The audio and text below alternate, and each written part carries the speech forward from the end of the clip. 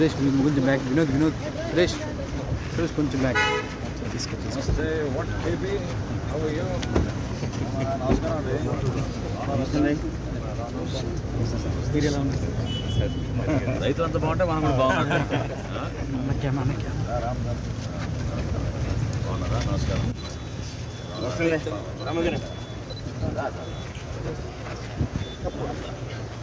ఇక్కడే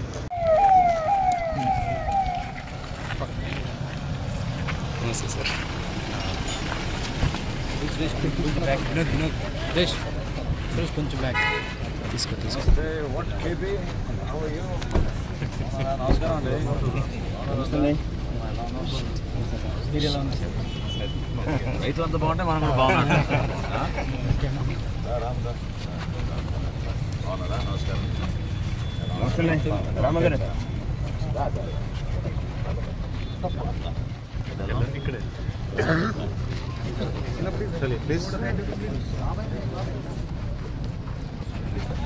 కొంచెం తొక్క బాగా. బండి ఎక్కడొద్దు, బండి తీసేయండి రా. పూజ అమ్మా, పూజ ఇది ఎవరికమ్మా? సార్ అది మాకంటి గోపాలకృష్ణ అని.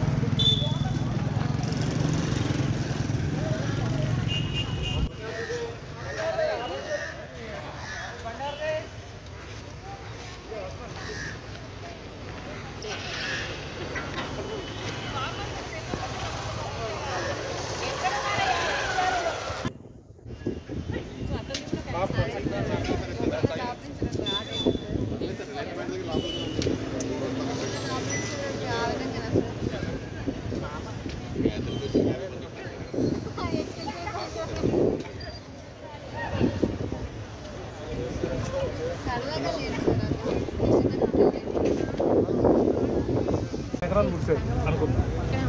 ఇది కూడా 40 ఎకరాలు ముడిసారులేండి కౌలు పొలం. 20 ఎకరాలు డ్యామేజ్ అయింది. డ్యామేజ్ అయితే లిమిట్ ఎంతకి ఇస్తారు?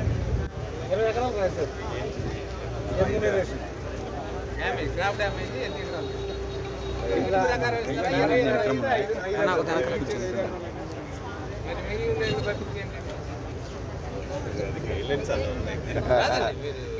మీరు 2,000 ఇవ్వండి, 4,000 ఇవ్వండి. ప్రతి ఎకరానికి ఇస్తే రైతు నష్టపోకుండా ఉంటాడు. మీరు ఒక లిమిట్ పెట్టేశారనుకోండి, రైతులకి అన్యాయం జరగకూడదు అనేది మెయిన్ కాన్సెప్ట్. అంటే పెద్ద రైతులు వ్యవసాయం చేయకూడదని కాదు, వాళ్ళకి ఇతరత్వ విషయాల్లో కవర్ అవుతుందన్న ఉద్దేశంతో వాళ్ళు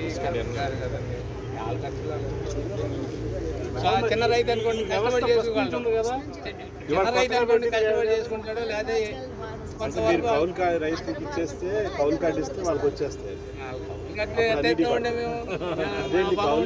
కౌలుకి ఇచ్చినప్పుడు మేము కౌలుకి ఇవ్వడానికి మేము ఓపుకున్నప్పుడు చేయగల పండించాలని మేము చేయగలం, కానీ కౌలు రైతు పెట్టుబడి కోసం బయటకు వెళ్ళాలి. రంగబాబు ఒక్క మాట ఈ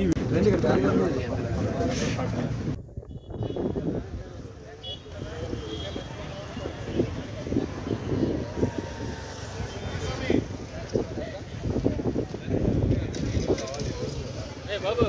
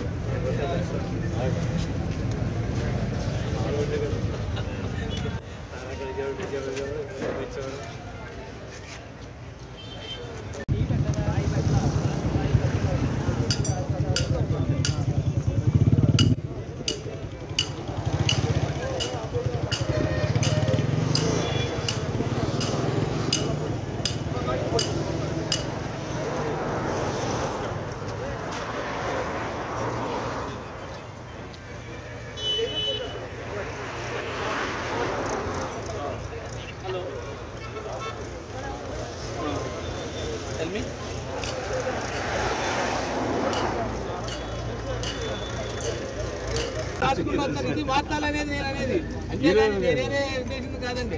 ఉన్న విషయం చెప్పారు సార్. ఇప్పుడు అందరికీ న్యాయం జరగాలనుకున్నప్పుడు అదే బోనస్ లిస్ట్ లో పెట్టుకొని పెట్టింది ఎప్పటి నుంచో కౌలు రైతులు కాబట్టి డిస్ట్రిక్ట్ తీసుకెళ్ళాలి, ప్రభుత్వం డిస్ట్రిక్ట్ తీసుకెళ్ళి దాన్ని ఏదన్నా కొంచెం మాట్లాడతారు. మార్చి చేయాలి. అది ఆలోచన, అది మీరు కూడా దాని గురించి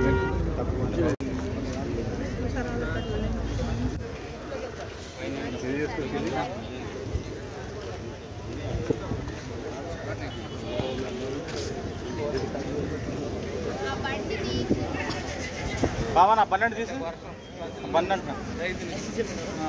అప్పుడు నేను పెట్టేసేది కొంచెం సైడ్ ఉండాలి. అవును సార్. ఏం చెప్పారు మీరు రైతు శాఖ కేంద్రానికి వెళ్ళినప్పుడు?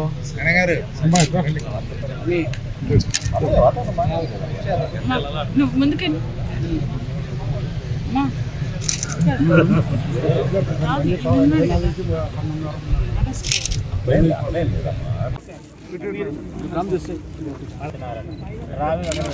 వెరీ గుడ్, సంతోషం అండి.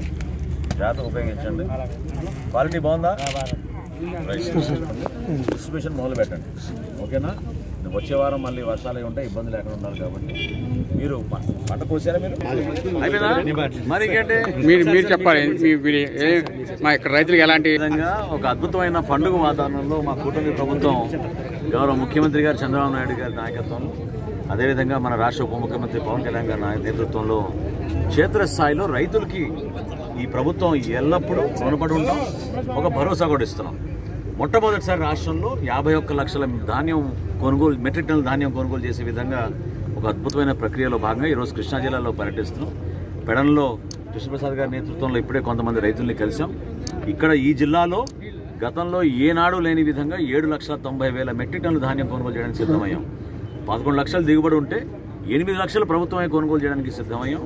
రైతుల ఖాతాల్లో కూడా డబ్బులు 4 గంటల్లోనే జమ చేస్తున్నాం. ఇప్పుడే రైతులు కూడా చెప్పారు ఆ మాట, చాలా సంతోషం. 34,000 మెట్రిక్ టన్నులు నిన్న సాయంత్రానికి కొనుగోలు చేశాం. గత సంవత్సరంతో పోల్చుకుంటే ఇది 2,000% అదనంగా కొన్నట్టు.